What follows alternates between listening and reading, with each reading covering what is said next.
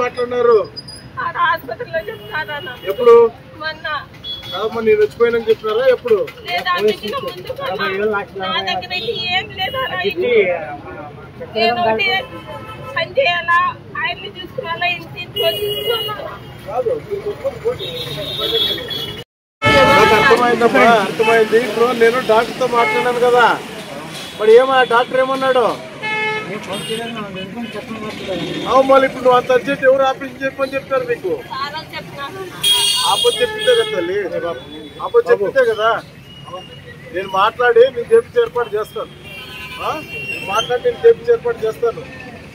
ఇప్పుడు ఊరిపో, నేను మాట్లాడు మళ్ళీ అడిగా మళ్ళీ చెప్తాను. అట్లేమన్నా డాక్టర్ ఇక్కడ ఆదూరులో డాక్టర్ మాట్లాడాం కదా, నీ ఎదురుగా ఊరికి వచ్చినప్పుడు డాక్టర్తో మాట్లాడతాను. మాట్లాడి డాక్టర్ ఏమనింది మళ్ళీ కంతా చెప్తాను. డబ్బులు అవసరం వస్తే మేము అరేంజ్ చేపించి ఏర్పాటు చేస్తాం. నీకేంత టెన్షన్ పడద్దు, మేము అరేంజ్ చేపిస్తాం. ఏదో రకంగా అరేంజ్ చేపించి నీకు చేపిస్తాం.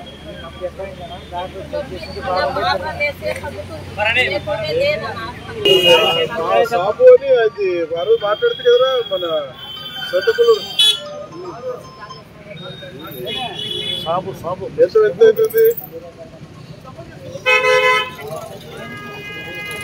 మాట్లాడరా, నేను అరేంజ్ చేపిస్తాను. మాట్లాడకు, నీ దగ్గర పంపిస్తున్నాయన్ని హాస్పిటల్ కడిగి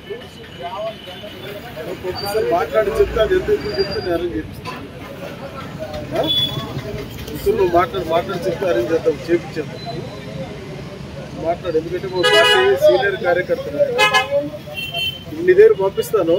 వాడు మళ్ళీ కేసప్ప మళ్ళీ మీరు పిలుచుకోకూడదు సార్, అవినాష్ సార్తో పిలుచుకోండి. సార్ డాక్టర్తో మాట్లాడతారంట, మ్యాక్సిమం తగ్గించి మాట్లాడతామని చెప్పాడు సార్ కర్నూలుకి.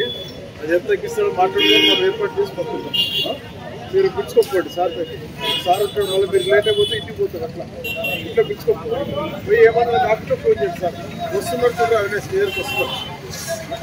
అది చేపించి ఏర్పాటు చేసినప్పుడు మేము రెడీ చేద్దాం. ఏదో యాక్టివిటీ ఏమైనా చేసి మాట్లాడు ఇచ్చేద్దాం, చేపిస్తాం. ఎప్పుడు పంపించాలో కనుక పంపించేద్దాం. కదా సార్